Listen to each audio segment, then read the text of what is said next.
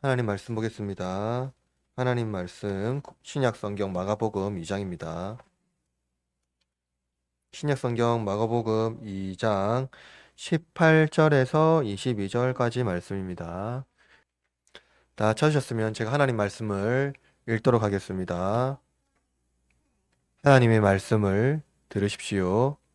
요한의 제자들과 바리새인들이 금식하고 있는지라 사람들이 예수께 와서 말하되 요한의 제자들과 바리새인들의 제자들은 금식을 하는데 어찌하여 당신의 제자들은 금식하지 아니하나이까? 예수께서 그들에게 이르시되 혼인집 손님들이 신랑과 함께 있을 때에 금식할 수 있느냐? 신랑과 함께 있을 동안에는 금식할 수 없느니라. 그러나 신랑을 빼앗길 날이 이르리니 그날에는 금식할 것이니라. 생배 조각을 낡은 옷에 붙이는 자가 없나니 만일 그렇게 하면 기운 새 것이 낡은 그것을 당기어 헤어짐을 더하게 되느니라.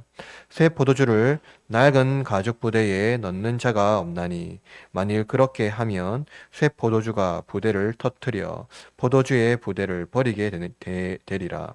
오직 새 포도주는 새 부대에 넣느니라 하시니라. 아멘. 인류 사회는 문화적 충돌이 항상 있었습니다. 한민족 안에서도 새로운 문화를 형성하는 집단이 나타나지만 옛것을 유지하려는 집단이 함께 공존했습니다. 근대 역사는 우월한 문화가 상대적으로 열등한 문화를 이끌어 간다고 이해했습니다. 따라서 우월한 문화가 열등한 문화를 가르치고 계몽시킴으로써 문화적 우수성을 가지려고 했던 것이죠. 예수님께서 사시던 세계에서 우월한 문화는 유대교적 율법을 엄격히 지키며 전통적 유대교 종교 체계를 엄격히 준수하는 것이었습니다. 따라서 문화적 우월성은 유대교 전통에서 비롯되어 엄격하게 자신에게 그 유대교 율법을 적용하는 사람이었고 그들이 존중받았습니다. 대표적으로 서기관 바리새인들, 사두개인들이죠. 이는 율법이 문화적 우수성을 보여준다고 유대인은 생각한 것입니다. 이들에게 율법은 하나님의 언약을 이루는 유일한 방법이며, 그래서 율법을 지키는 자들에게 하나님 나라의 그 민족적 정체성을 그들은 부여했습니다. 그러나 율법이 그들을 자유케 하지 못하고 오히려 깊은 회의적인 상태로 인도했습니다. 다만 자신을 거룩한 자로 만들어 주는 율법을 의존할 때 문화적 우월성을 만들 수 있다고 그들은 생각한 것이죠. 예수님은 율법적 우수성으로 무장한 세계에 오셔서 새로운 삶의 방식을 가르치십니다. 그것은 옛 율법에 매여 애도와 금식이 아니라 혼인잔치에 참여하여 신랑을 맞이하는 신부로서 새로운 정체성을 확립하는 것입니다. 사람들이 예수님이 유대인과 이방인 사이의 명백한 문화적 우월주의인 금식에 참여하지 않는 것을 이상히 여기고 예수님께 질문하지만 예수님은 지금은 금식의 때가 아니라 잔치의 때라고 말씀하십니다.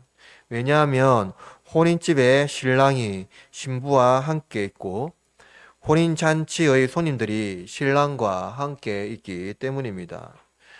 잔치에 금식하는 것은 잔치에 대한 예의가 아니죠. 지금은 하나님께서 이스라엘에게 오래전에 조상과 선지자로부터 말씀하신 위대한 일을 행하시는 바로 그 시대입니다. 신부와 신랑이 함께 잔치에 참여하여 혼례를 치르는 시간에 금식은 합당하지 않습니다. 지금은 애도가 아니라 잔치해야 합니다. 이 율법의 정죄와 저주에 머물러 있다면 잔치에 참여할 수 없지만 잔치에 참여하는 자들은 서로 간에 정죄와 저주가 아니라 잔치를 베푸신 신랑의 은혜에 감사하며 그와 함께 먹고 마시는 일을 즐거이 해야 합니다. 정죄와 저주가 떠나고 애도와 금식이 틈타지 못합니다. 슬픔이 지나고 기쁨이 되며 죄는 기억되지 않고 의가 우리의 것이 됩니다. 옛것이 지나고 새 것이 된 것이지요. 본문에서 예수님께서 하신 금식과 혼인잔치 그리고 옛것과 새것의 비유는 하나님의 위대한 일을 보여주는 창문입니다. 본문은 단순히 옛것을 버리고 새것을 취하라 혹은 새것은 헌금에 보관하면 썩거나 버리게 된다라는 단순한 의미가 아닙니다. 아마도 이러한 본문으로 새 포도주는 새 부대에 담아야 한다라는 그 비유의 설교를 많이 들었을 것입니다. 왜 예수님의 제자들이 금식하지 않으며 예수님은 왜 신랑으로 자신을 운유하는지 그리고 빼앗긴 나를 어떤 의미인지 가려진 창문 사이로 아주 미세하게 예수님은 자신을 노출하십니다. 따라서 제가 여러분에게 설교하고자 하는 목적은 이것입니다. 신자는 과거의 죄와 종교적 간섭에서 벗어나 새 시대를 여신 복음적 삶으로 신랑이신 예수님을 맞이하고 혼인잔치에 참여해야 합니다. 오늘 본문의 제목인 새 시대를 여신 하나님의 큰일으로서 하나님 말씀을 선포할 때 하나님 말씀을 들으시고 이 본문의 깊은 의미를 통해 하나님의 큰일에 참여하는 저와 여러분, 우리 흐르는 장로교회가 되기를 주님의 이름으로 축복합니다. 첫째로는 과거의 잘못과 부정에서 벗어나십시오. 본문은 예수님께서 레위를 부르시고 그와 함께 식사하신 장면과 연결됩니다. 예수님은 유대의 도덕적인 측면뿐만 아니라 율법에서 금하신 그 선을 넘으셨습니다. 그것은 금식일에 식사를 한 것이죠. 유대인들이 엄격하게 규정해 놓은 금식법이 있었습니다. 당시 세례 요한과 제자들과 바리새인들은 금식법을 지키고 있었죠. 세례 요한은 바리새인과 같이 율법적 금식을 한 것은 아니지만 엄격한 금욕주의적 관례의 실천으로 금식한 것입니다. 이들은 당시 유대교적인 틀 안에서 세례 요한도 바리새파 영향을 받았습니다. 전통적으로 유대인들은 율법의 규정으로 1년에 한 차례, 그때가 대속죄일이죠. 우리 알고 있는 7월 14일 그 대속죄일 날 금식을 지켰습니다. 그러나 포로기가 지나면서 국가적으로는 1년에 4차례 금식을 지켰죠. 이런 금식은 점차 후대로 오면서 금식 자체로 덕을 쌓는 신앙의 행위로 형식화되었습니다. 금식 행위는 애도의 표현으로 옷을 찢고 죄를 뒤집어 쓰며 머리에 기름을 바르지 않고 스푼 기색을 함으로써 이 종교 행위를 표현한 것이죠. 신약시대에 오면서 바리새인들은 금식을 더욱더 형식화하여 그들의 신앙의 우월성을 표현했습니다. 이들은 일주일에 2번, 월요일과 목요일에 정기적으로 금식했습니다. 누가복음 18장 12절에 이렇게 말하는데요. 나는 1회에 2번씩 금식하고 소득의 11조를 드리나이다 하고. 바리새인들은 종교적 행위를 바리새인의 종교적 행위는 경건하고 거룩했습니다.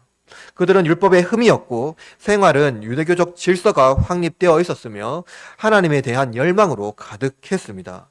그러나 그들은 그들의 거룩한 행위 때문에 겸손을 버리고 우월감으로 가득 차 있었습니다. 종교적 우월감은 종교 행위로 덕을 쌓으며 이에 대한 공로로 보상을 얻는 것입니다. 덕을 쌓기 위하여 엄격한 율법과 규율과 종교적 행위를 실천했습니다. 그러나 이들은 겉으로 드러나는 거룩함과 달리 그들의 속은 병들어 있었습니다. 마태복음 6장 16절에 이렇게 말합니다. 금식할 때에 너희는 외식하는 자들과 같이 슬픈 기색을 보이지 말라. 그들은 금식하는 것을 사람에게 보이려고 얼굴을 흉하게 하느니라. 내가 진실로 너에게 이르노니 그들은 자기 상을 이미 받았느니라. 이들은 우월감으로 금식했습니다.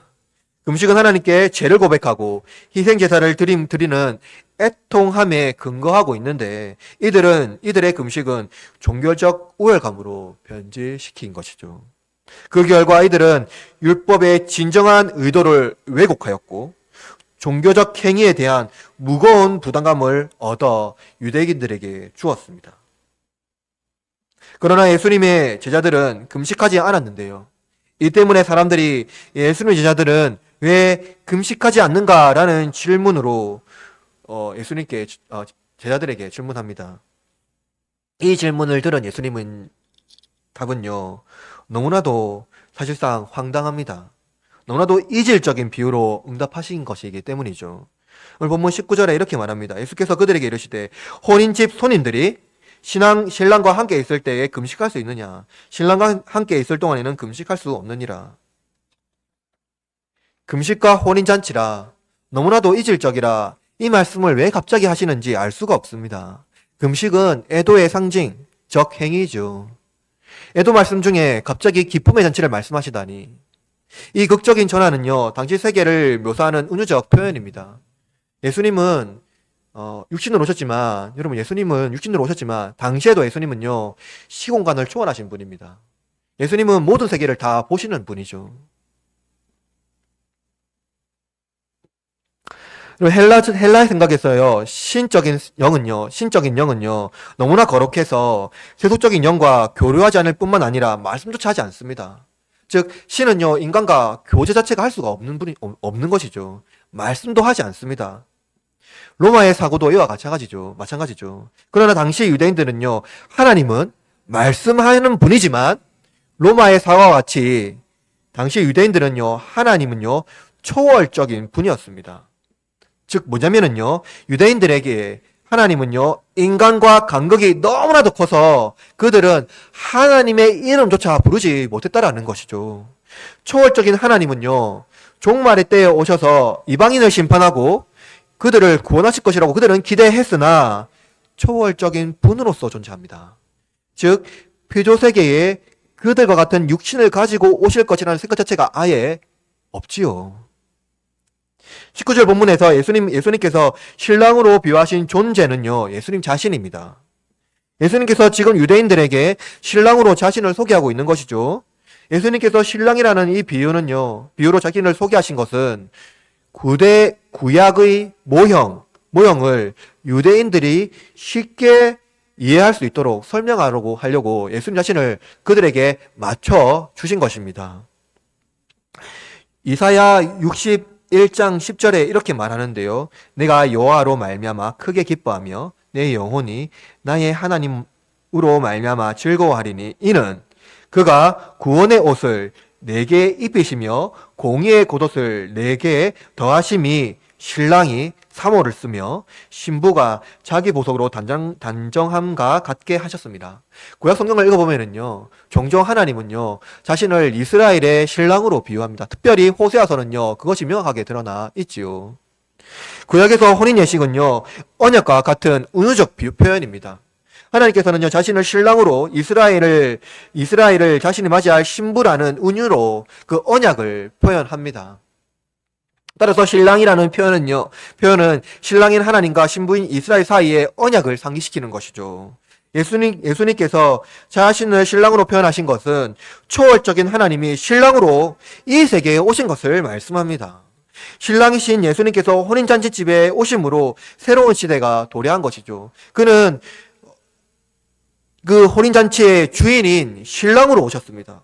복음서에서 하나님 나라에 들어가는 것은 혼인잔치에 들어가는 것과 비교하고 있고, 예수님의 오심에 대한 기쁨을 표현하기 위해 또한 요한은요, 신랑과 그의 친구들이라는 이미지를 사용하는데요. 요한복음 3장 29절에 이렇게 말씀합니다. 신부를 취하는 자는 신랑이나 서서 신랑의 음성을 듣는 친구가 크게 기뻐하나니 나는 이러한 기쁨으로 충만하였노라. 혼인잔치에 신랑이 초대한 그 신랑의 친구들은요, 신랑의 음성을 듣고 매우 기뻐한다라는 것이죠. 지금은 금식의 때가 아니라 그와 함께 먹고 마시며 잔치를 누릴 때입니다. 왜 그렇습니까? 초월적인 하나님이 이 땅에 지금 그들과 함께 와 있기 때문이죠.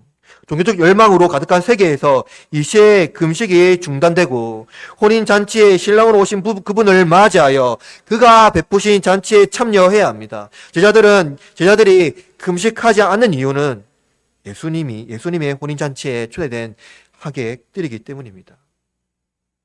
금식하는 자들이 잔치를 베푸신 신랑의 성품과 인격의 중요성을 이해한다면 그들도 지금 당장 금식을 중단하고 잔치에 참여해야 할 것입니다.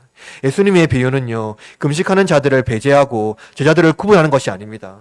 그들을 이 잔치에 예수님은요, 그들도 이 잔치에 초대하려고 하는 것입니다. 그들이 예수님의 성품을 이해한다면 그 인자하신 성품으로 당장 달려와 그와 함께 먹고 마셔야 누려야 합니다. 당자와 같이 그는 과거에 매여 아버지의 명예를 훼손하고 재산을 탕진하여 죄를 지었지만 당자는 아버지의 놀라운 인자한 성품에 참여하고 잔치를 누립니다. 오직 아버지의 성품에 의존한 것이죠. 반면 그 탕자의 형은 어떻습니까? 동생을 환대하는 아버지의 인자한 성품이 이해되지 않을 뿐만 아니라 너무 싫어서 잔치에 참여하지 않습니다. 그는 밖에서 금식하고 있습니다. 그는 아버지가 탕자의 죄를 교훈하고 엄히 꾸짖어야 한다고 생각하는 것이죠. 바리새인과 같습니다. 사람들이 과거의 잘못과 부정에 대하여 적법한 대가를 치르지 않고 용서받을 자격이 없다고 말하기를 좋아하지만 예수님은 자격을 따지지 않고 너도 와서 나와 함께 먹고 마시렴 이라고 초대합니다. 인자신 성품으로 우리를 초대하며 잔치를 베풀어 주시는 것이죠. 그러므로 여러분, 밖에서 금식하지 마시고 신랑이신 예수님의 성품에 기대어 잔치에 참여하심으로 말미암아 그가 베푸신 음료와 떡을 먹으십시오. 그러나 혼인잔치는 그의 가르치신 그 말씀에 근거하여 우리가 나아가야 합니다. 예수님께서 하나님의 큰일을 이루신 놀라운 사역으로 이 잔치의 비유를 통하여서 우리를 인도하시는데요. 그렇다면 예수님은 왜 본문에서 이 잔치를 배설하였지만 신랑을 빼앗길 날이 올 것이라고 말씀하셨는데 그것은 무엇입니까? 둘째로 하나님의 위대한 일을 바라보십시오. 예수님께서 혼인잔치를 말씀하시면서 갑자기 신랑이 빼앗길 날이 올 거라고 또 말씀하십니다. 이 빼앗기다, 이 말의 의미는요, 원어도 그대로 말하면 제거되다, 사라지다 라는 말입니다. 예수님은 자신의 혼인잔치집에서 제거될 것이라고 말씀하고 있는 것이죠. 예수님은요, 죄 용서를 말씀하심으로 이미 서기관들의 증오심을 도발하였고, 그들은 점차적으로 예수님을 제거할 대상으로 생각했습니다. 예수님은 그것을 암시함으로써 신랑을 빼앗길 날이 이르리니라고 말씀합니다. 마치 예수님은요, 지금 모든 각본을 다 알고 있고 이해하고 있는 것처럼 이해하고 있는 것이죠. 마가복음 3장 6절에 이렇게 말씀합니다. 3장 6절에요. 바리새인들이 나가서 곧 헤롯 왕과 함께 어떻게 하여 예수를 죽일까 의논하였노라. 혼인잔치의 새로운 생명을 잉태하는 것은요, 하나님의 명령을 실현하는 장소이기도 합니다. 그럼 혼인을 통해서 뭡니까? 새로운 생명이 잉태되는 것이죠. 생육하고 번성하는 것, 그것이 하나님의 뜻입니다. 그러나 지금 이 상태에서 생명을 잉태하는 것은 저주에 가깝습니다. 시무와 성경의 말씀을 가르쳐 드리겠습니다. 잘 들으십시오. 인간이 선악과를 먹고 하나님께 의존하지 않고 스스로 모든 선택을 할 수 있는 존재가 되었을 때에 생명나무의 가시를 먹고 죽지 않는 존재가 되었다면, 불멸의 존재가 되었다면 그것은 좋은 것입니까? 나쁜 것입니까? 그것은 저주입니다. 만약 죄인이 번성하는 땅에서 죽지 않고 영원히 산다면 그는 눈을 뜰 때마다 오늘 하루를 어떻게 견디며 살아야 할지 심각한 번민에 빠질 것입니다. 날마다 같은 아침이 반복된다고 생각해 보십시오. 왜 사람들이 스스로 목숨을 끊으려 합니까? 따라서 죄인이 죽지 않고 영원히 살기 위해서는요, 죄인이 아니라 의인이라는 신분의 변화가 반드시 있어야 됩니다. 죄인에서 의인이라는 신분의 변화는요, 단순히 그냥 옷만 갈아입는 것이 아니라 새로운 생명으로 재탄생되는 것을 말합니다. 생명으로 창조되기 위해서는요, 죄와 죽음을 극복해야죠. 죄와 죽음을 극복하기 위해서는요, 죄인의 죄책을 해결해야 할 완벽한 대상이 반드시 필요합니다. 죄 용서는요, 가해자가 할 수 없고 오직 피해자만이 할 수 있습니다. 그러나 피해자는요, 전적으로 어떤 죄와 사망과 관련이 없어야 됩니다. 즉, 아무런 과실의 혐의가 없어야 한다는 것이죠. 순결한 가해자가 자신에게 행한 모든 죄책을 온몸으로 감당하고 그를 용서할 때 가해자에 대한 어떤 법적인 책임을 묻지 않는 것입니다. 어떤 법적인 책임이 아예 사라진다고 선언하는 것이죠. 중요한 것은 가해자와의 합의가 아니라 전적으로 피해자의 인자한 성품에 의한 용서라는 것입니다. 또한 피해자는 가해자의 어떤 도덕적 갱신을 기대한 것도 아니라 단지 용서한 것입니다. 그가 나아지겠지, 좀 더 도덕적으로 살겠지, 이러한 기대를 하지 않는 것이죠. 단지 용서한 것입니다. 또한 피해자는 또한 세상에서 가해자에 대한 용서는 그야말로 무엇입니까? 미친 짓이죠. 왜 그렇습니까? 인간의 도덕성을 말살하고 법치 국가로서 질서를 훼손한 것이라고 생각한 것이기 때문입니다. 그것은 있을 수 없는 일이죠. 오히려 질서를 훼손한다라고 말합니다. 그러나 여러분, 가해자가 인류 전체라면, 인류의 상태가 최악이고 더 이상 기대할 만한 어떠한 가치가 없는 존재로 떨어졌다면, 세상에 기대할 만한 도덕적 법질서가 사라졌다면 사실상 그것은 이미 존재하지 않죠. 우리는 법에 입법하고 만들지만 모든 사람이 그것을 만족시키지는 못합니다. 인류 전체가 죄와 연루되어 있기 때문입니다. 인류는 인간 상호간에 그리고 만물에게 가해를 행하며 유해한 행위를 지속적으로 일삼아왔고 지금도 그것은 끊이지 않습니다. 이 일에 피해자가 유일하게 있지요. 바로 하나님입니다. 인간이 이웃의 생명을 훼손하고 범죄하는 모든 죄는 근본적으로 하나님을 향하고 있기 때문입니다. 하나님은 죄를 미워하시죠. 죄는 하나님의 창조 세계를 파괴할 뿐만 아니라 하나님의 권위를 철저하게 짓밟는 행위입니다. 죄와 죽음을 극복하기 위해서는 인류는 하나님의 성품에 의존해야 됩니다. 피해자가 죄를 용서받기 위해서는 가해자의 성품에 의존하듯이 말입니다. 오직 하나님만이 용서할 수가 있습니다. 그러나 그가 용서하기 위해서는 온몸으로 우리가 그에게 가해한 모든 사악함을 감당해야 합니다. 이제 다시 본문으로 돌아가 봅시다. 죄와 죽음을 극복하기 위해서는요, 신랑이신 예수님께서 희생되어야 합니다. 죽으셔야 합니다. 그가 이를 위하여서 혼인잔치에 사람들을 초대했습니다. 그런데 예수님께서 이렇게 말씀하십니다. 오늘 본문 20절 말씀 볼까요? 20절, 2장 20절 읽어볼까요? 시작. 그러나 빼앗기다, 저되다라는 말씀이죠. 예수님께서 이 땅에 오심은 사악한 인간 세계에 오신 것입니다.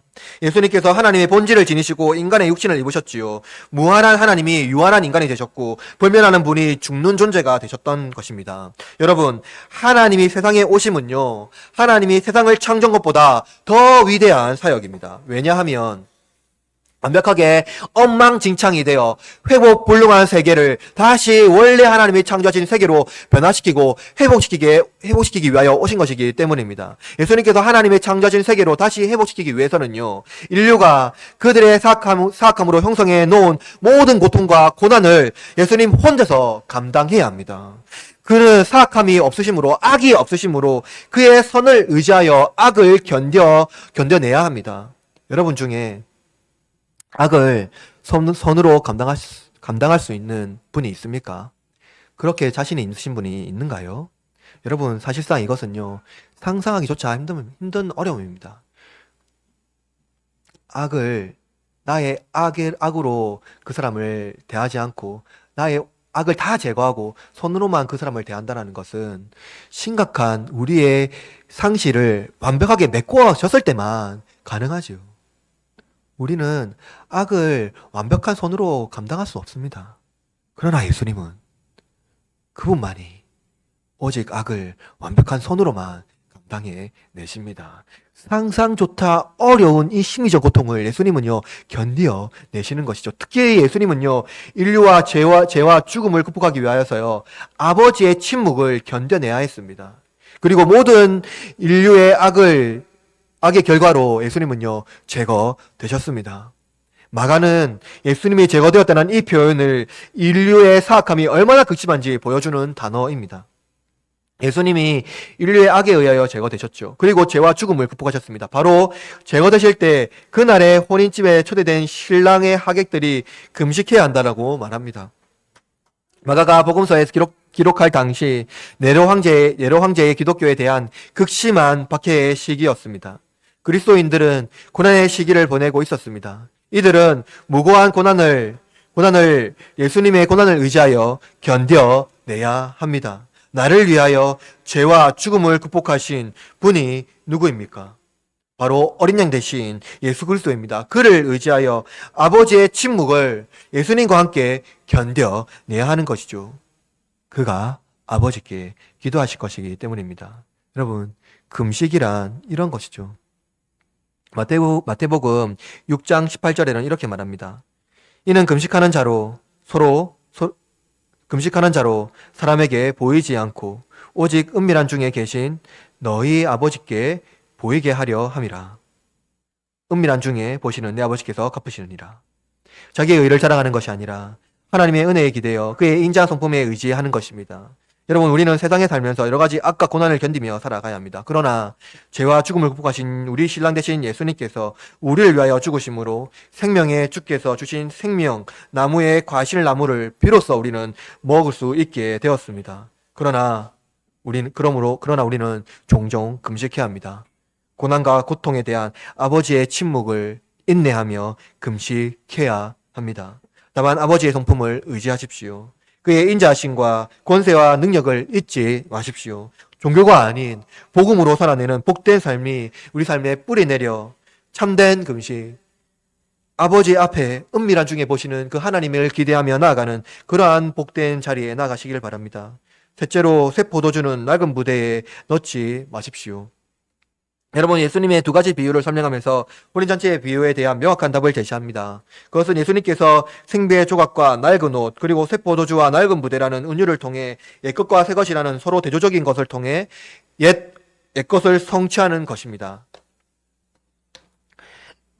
생배 조각은 주로 얻음을 방지하기 위한 과정을 아직 거치지 않았으므로 헌옷 조각에 부착하면은요, 승배 조각의 그 수축성 때문에 헌옷이 찢어져 더 이상 옷의 역할을 할 수 없게 됩니다. 그러므로 생배 조각을 헌옷의 조각에 덧대어 제공하는 것은 어리석은 것이죠. 그것이 빨게 되면 수축되어 헌옷 조각을 찢어버리게 될 것이기 때문입니다. 새 포도주는 발효가 되면서 팽창하는 힘을 얻게 됩니다. 만약 낡은 부대에 새 포도주를 넣게 되면 부대가 터져 둘 다 쓸모 없어지게 될 것입니다. 복음이라는 새 포도주를 낡은 부대에 새 포도주를 넣게 되면 둘 다 없어질 것이기 때문이죠. 복음이라는 새 포도주를 옛 관습과 종교적 행위라는 낡은 부대에 넣어 서로 혼합하게 된다면 새 포도주가 낡은 부대를 터뜨려 둘 다 쓸모 없어지게 될 것입니다. 이는 옛것을 대표하는 율법과 종교적 행위와 새것을 대표하는 예수님 그리스도의 말씀으로 비롯된 율법적 행위가 서로 양립할 수 없다는 것을 말합니다. 즉, 예수님과 바리새인이 서로 타협하거나 어느 정도 협약을 통해 서로 부분적으로 양보하고 이해하는 관계를 형성하여 율법적 복음주의를 만드는 것은 옛것과 새것을 파괴하는 것을 말씀해주고 있는 것이죠. 여러분, 옛것은 종교이며 새것은 신앙입니다. 종교와 신앙은 서로 양립할 수 없습니다. 왜냐하면 이 두 가지는 서로 본질상 너무나 이질적인 것이기 때문입니다. 예수님은 유대인이었지만 그들의 종교를 비난하지 않으면서도 온전한 복음에 대하여 가르치고 계십니다. 예수님의 비유는 이전에 없던 너무나 새로운 것이죠. 그래서 급진적이며 혁명적인 가르침으로 여겨졌습니다. 예수님은 회당에 가시고 가르치시지만 다른 사람들이 회당에 가는 것과 가르치는 것과 너무나 다릅니다. 예수님은 새로운 가르침을 가지고 계시기 때문입니다. 그래서 사람들은 예수님의 가르침을 듣고 그 교훈에 놀랍니다. 왜 그렇습니까? 예수님의 가르침이 권 있는 자와 같고 서기관들과 같지 아니했기 때문입니다. 전혀 듣지 못한 가르침, 너무나 놀랍고 새로워서 감히 말할 수도조차 없는 가르침이었기 때문입니다. 예수님의 권위는 어디에서 나옵니까? 바로 예수님이 새로운 떡과 새 포도주이기 때문입니다. 그리고 생명의 생수이기 때문입니다. 예수님은 자신의 주는 물을 마시는 자는 영원히 목마르지 않는다라고 말씀하셨습니다. 또한 생명의 떡이며 주는 그 떡을 먹는 자는 영원히 줄이지 않는다라고 말씀하고 있습니다. 이것은 무엇을 말합니까? 예수님은 굶주림을 면하기 위하여 부가적으로 먹는 음식이거나 혹은 탐식을 위한 최고의 명품 요리가 아니라는 것입니다. 예수님은 율법을 존중하시지만 율법에 얽매이지 않고 자신의 사역을 방해할 때 율법을 넘어서 율법을 예수님 자신에게 종속시켜 버립니다. 심지어 예수님은요, 신적 권세를 포기하지 않으면서도 자신을 완전히 포기하십니다. 예수님은 하나님 외에 누구에게도 충성을 바치지 않으시면서도 헌신적으로 섬기십니다. 예수님은 세상에 생명을 바치지만 세상의 포로가, 세상의 노예가 되지는 않습니다. 예수님의 권위는 엉망진창으로 망가진 세상을 다시 하나님의 통치하는 세계로 회복시키는 놀라운 권세입니다. 거기에는 악이 없고 순전한 선만 가득합니다. 덧붙여진 부과된 권세가 아니라 유일한 권세입니다. 율법은 죄를 지적하고 죄인을 정죄하지만 예수님은 오셔서 죄인을 그의 자비로운 성품으로 용서하십니다. 이는 예수님의 사명 전체가 인간 역사 안에 들어오심으로 말미암아 출범시킨 새로운 시대를 보여주고 있는 것이죠. 바리새인과 유대교와 같은 그 종교의 체계는 낡은 가죽 부대와 같은 전통이나 규정들에 제한될 수 없는 예수님을 받아들이기에는 너무나 경직되어 있습니다. 예수님은 어떤 독특한 문화와 도덕에 종속되지 않지요. 예수님 자체가 가장 완벽한 선한 문화이며 동시에 절대적인 도덕의 기준입니다. 도덕이라 말할 수가 없지요. 그냥 선 자체이기 때문이죠. 종교는 기존의 체계를 유지하고 새로운 질서를 거부하는 독특한 특성이 있습니다. 그러나 우리는 전통을 유지하기 위하여 복음을 억제하려고 합니다. 복음을 그 틀 안에 가두려고 애쓰고 있는 것이죠. 중요한 것은 무분별하게 새로운 것을 다 수용하려는 것이 아닙니다. 예수님의 가르침, 즉 복음을 수용하라는 것이죠. 유대 사회는 종교적 간섭을 버리고 민족주의적 종교 의식과 유대적 민족 우월성을 버리고 예수 그리스도의 복음을 수용하고 새로운 질서에 참여해야 합니다. 바로 이집트의 왕 바로는 그의 완악함 때문에 하나님의 심판을 받았죠. 완악한 마음 때문입니다. 완악하여 복음을 받아들이지 않고 옛 전통과 낡은 부대를 의지하는 자들은 그 마음의 완악함 때문에 이 땅에서 부러움을 받을지는 모르지만 하나님의 자비로운 잔치에 참여하지 못할 것입니다. 왜냐하면은 그들 스스로 예수 그리스도의 복음이, 예수 그리스도의 은혜가 필요하지 않다고 여기기 때문입니다. 이러한 자들은 무엇이든 자기의 틀에 맞추려고 합니다. 바리새인들은 예수님을 자신의 율법에 맞추려고 했습니다. 천국 복음을 유대교화시켜 종교적 실천으로 만들려고 한 것이죠. 예수님 자체 또한 이것을 맞추려고 한 것입니다. 심지어 자신의 옛간습, 위선적 율법의 태도를 버리고 복음적 삶을 전환을 추구하기보다는 신선모독으로 예수님을 매도하고 배척했습니다. 그들의 경직된 율법을 유대인에게 요구했으며 율법적 삶을 지키지 않는 자들, 부정한 자들, 그리고 유대교적 우수함에 합당한 자들을 그들은 배척했습니다. 이들의 가장 어리석은 행동은 복음을 유대교화 시키려 한 것입니다. 예수님 말씀같이 이는 생배 조각을 낡은 옷에 덧대어 재봉하는 것과 새 포도주를 낡은 무대에 넣는 것과 같이 어리석은 행동입니다.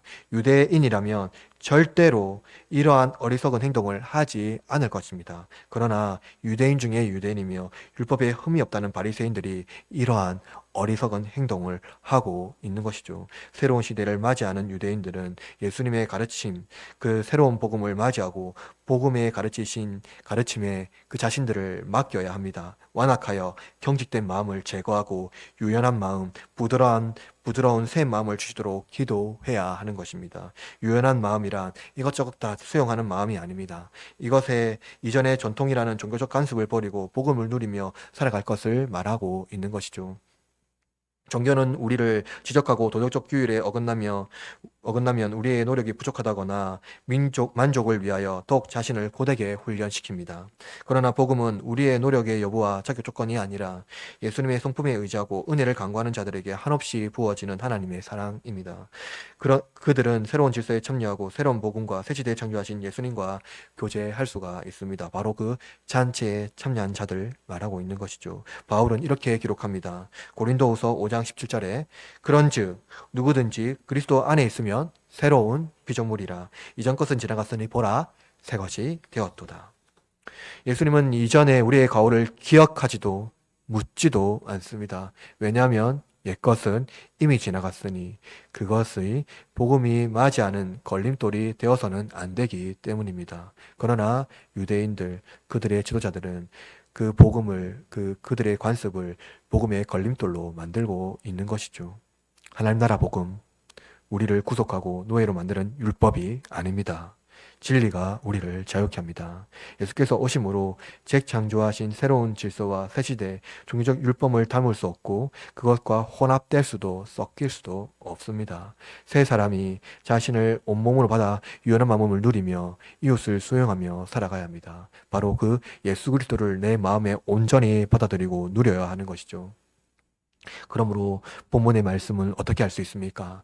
새 부대는 무엇입니까? 우리의 몸이죠. 새 포도주는 누구입니까? 예수 그리스도의 복음 자체입니다. 여러분의 새 몸에 예수 그리스도를 담으십시오. 그의 복음을 담아 새 시대를 여신 예수 그리스도 앞에 나아가시기를 바랍니다. 예습관과 종교의 얽매인 자들이 아니라 복음으로 새 시대를 열어가는 자들, 바로 복음적 삶을 실천하는 자들, 종교적 삶이 아니라 복음으로 살아내는 것입니다. 말씀을 마무리하겠습니다.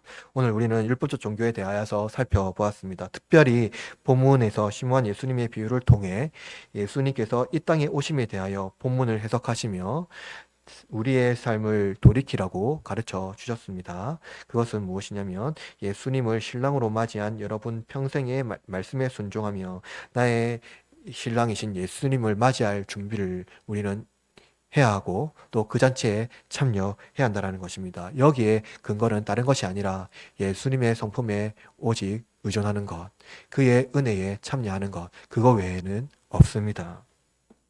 그러므로 여러분, 예수님께서 우리를 위하여 죄와 죽음을 극복하기 위하여 우리의 죄책을 짊어지시고 모든 고난을 감당하신 그 은혜에 참여하며 우리를 사면 복권해 주신 그 은혜를 감사하며 기쁨의 잔치를 누리십시오. 그러나 이 땅에 여러 가지 박해와 고난과 어려움이 있을 때 때때로 금식하시며 하나님의 침묵 가운데서도 하나님의 자비로움을 기대하시며 나아가시기를 바랍니다. 새 시대를 위하여 달려가십시오. 복음을 위하여 살아가십시오. 세상은 여전히 종교적 삶을 우리에게 요구하고 복음을 종교에 구속시키려 하지만 여러분의 유연한 마음으로 극복하시기를 바랍니다.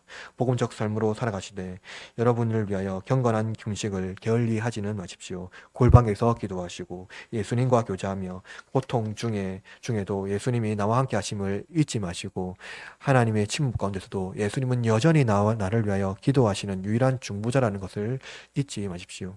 새 시대에 살아가시고 복음으로 살아가시고 한 주간도 복음으로 힘차게 살아가는 저와 여러분이 되시기를 주님의 이름으로 축원합니다.